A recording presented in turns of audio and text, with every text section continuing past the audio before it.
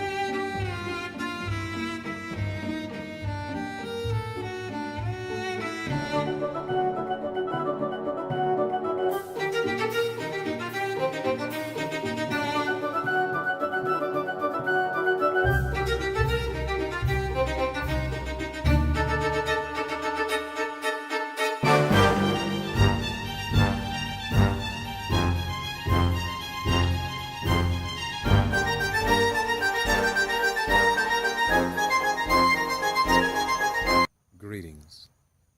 Have you ever heard of the works of the flesh and the fruits of the Spirit? Do you know that if the world would learn this, no man, woman, child, or beast could ever deceive you again? These are real. Yes, they are real. You can see them operating in human beings. And some of us can even see them operating in the beasts of the field.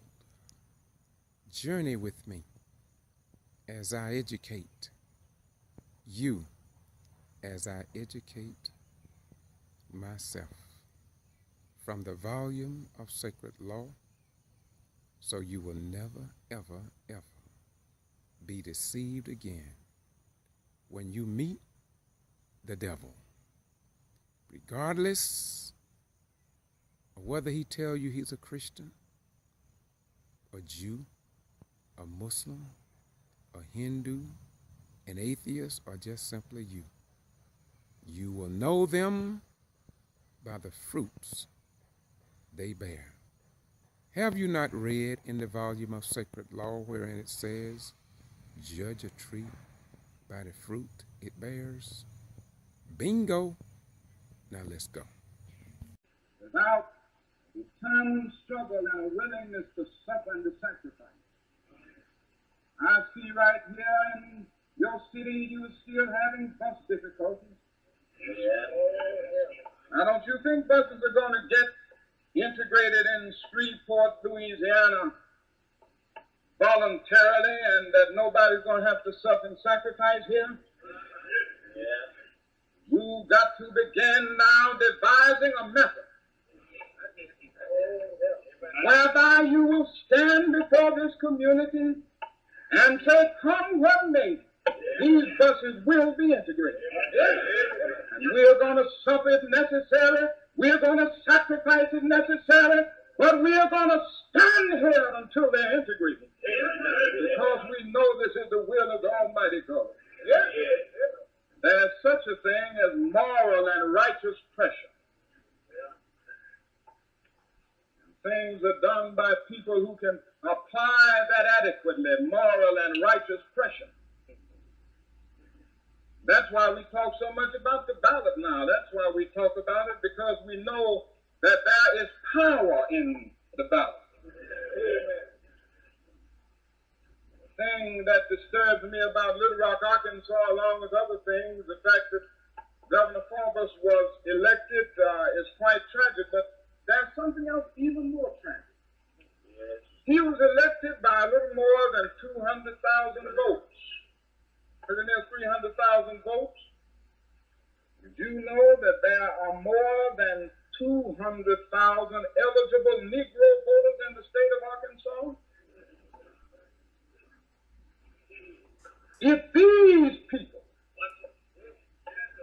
had gone to the polls, if these people had been registered,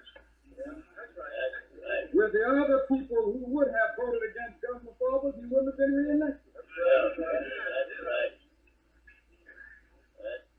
that is a failure to apply what we have in our hands, and that is the use of this ballot. We've got to sacrifice enough to walk down and get registered and then go to the polls after we do. We've got to go in our money and give some, in our pockets and give some money for the cause. Amen. You see, this is that creative minority that I'm trying to talk about that will say somehow that we are going on into the promised land, we're willing to sacrifice anything. We're willing to suffer because we must possess the land. Who's in that group tonight? Now I want you to ask yourself the question before you leave here, which of the three groups do you fit in?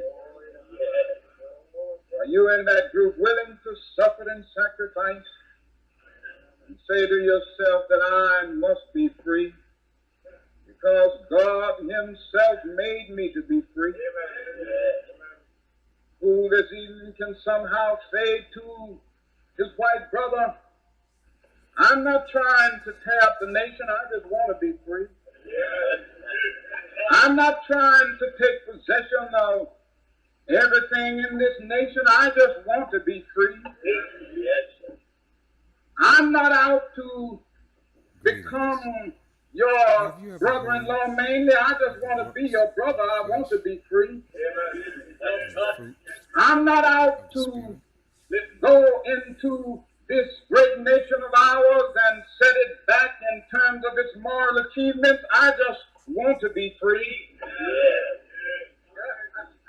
Who can go out this evening and say, paraphrasing the words of Shakespeare's Othello, who steals my purse feels trash, 'tis something nothing, 'twas mine, 'tis his, had been the slave of thousands, but he who filches from me my freedom robs me of that which not enriches him, but makes me poor indeed. I just want to be free. And this evening can go out and cry to the nation, I just want to be free.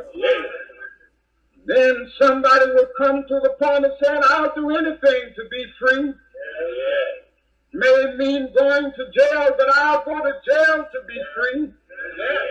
Maybe losing my job, but I'll lose my job to be free. May mean physical death, but if physical death is the price that I must pay to free my children from a permanent life of psychological death, then give me death, for I want to be free. Who this evening can go out and cry to the nation, I want to be free. And then come to the point that you can cry out with your forefathers of old, before I be a slave, I'll be buried in my grave and go home to my home and be saved. I just want to be free. History teaches us a lesson. Lesson that freedom never comes without sacrifice and suffering and struggle. There's another lesson that we can learn from history, and I don't want to be too long. That's all right.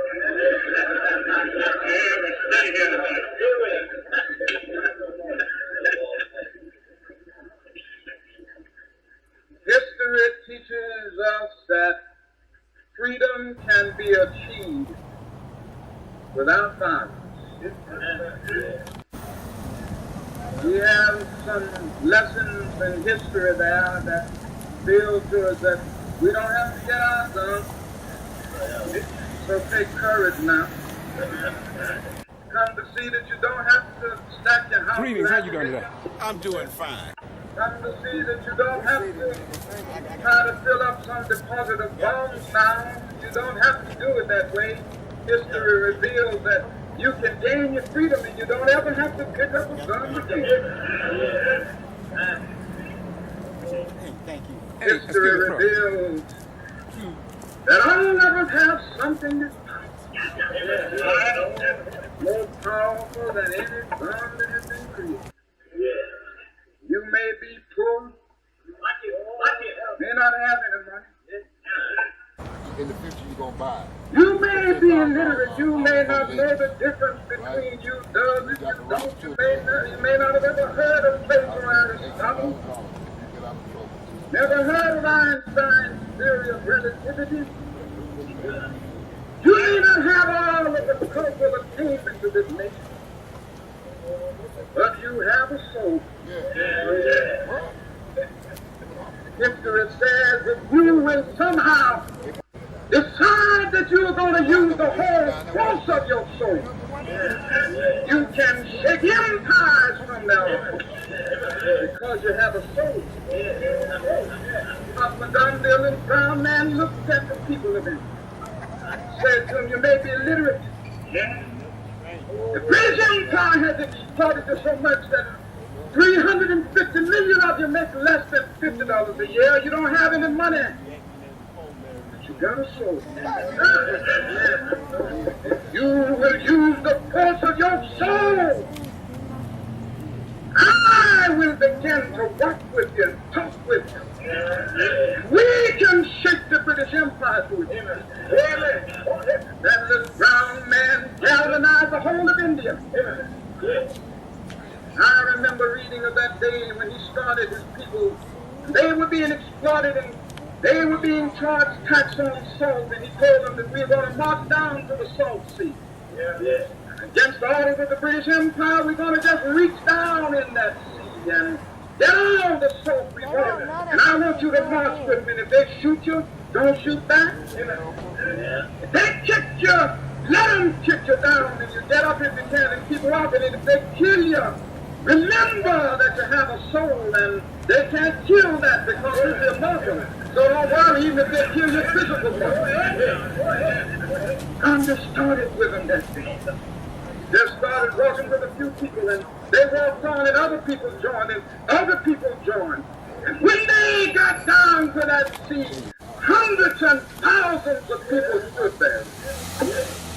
That day I imagined that the boys back in London and number 10 down the street said to themselves, that's all, boys, that's all. No,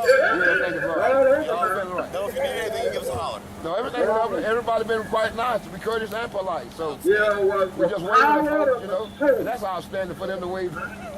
This is If you what need we anything, give us a have. holler. We're always closed. Okay, brother, thank you. This is what we have. Trying to take that shirt Let off us with that come tag to on the there. point It feel that like we he's can militant say back ourselves up. that we will meet your physical force with soul force. Get your guns and keep shooting. Bomb our homes and our churches and slap our children. And we're going to still love you. We're going to wear you down by our capacity to suffer. And one day we're going to win our freedom. But not only will we win freedom for ourselves, we will so appeal to your heart and conscience that we will win you in the process. And our victory will be a double victory. We will not only achieve our freedom, but we will win the hearts and souls of those who have deprived us of our freedom. This is why I believe so firmly in the way of love and nonviolence in our struggle. We're not going to win this battle hating white folks. Hate doesn't help the hater, and it doesn't help the person who is hated. There's something about hate that hurts the hater. Somebody must have the power to transform through love. You just hate somebody, and you are as uncomfortable and as frustrated as the person you hate. Oh, How y'all doing? hate, there's something about hate that keeps you from walking straight. Something about hate that keeps you from standing up straight. When you hate, you can't see right. When you hate, you lose your power of objectivity. If you hate somebody, you can't see that person. When you hate strong enough, the ugly becomes beautiful, and the beautiful becomes ugly. A good speech becomes a bad speech, and a bad speech becomes a good speech. When you hate strong enough, you will look at a good deed of a person and call it a bad deed. Hate causes you to put the wrong price tag on everything. When you hate strong enough, hairpins begin to sell for $1,000 and diamond rings for 5 cents. Because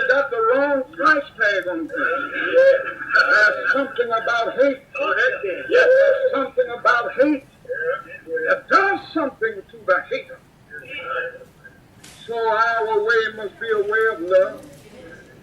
We will stand up right here in this Southland, say to our white brothers, we cannot in all good conscience obey your unjust laws. Do to us what you want to, and we're going to still love you, but we're going to disobey these unjust laws. And when you put us in jail, we're going to still love you. Whatever you do to us, we're going to still love you.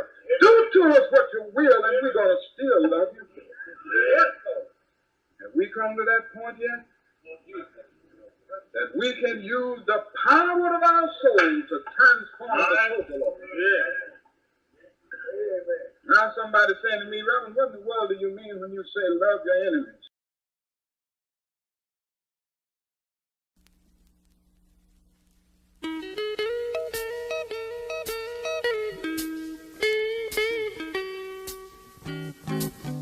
There's no need of standing up for the right unless you're gonna stand up against the wrong. Tell me how you're gonna ever stop being weak unless you make your mind up to be strong. You've got to do right, walk in the light, it won't be long.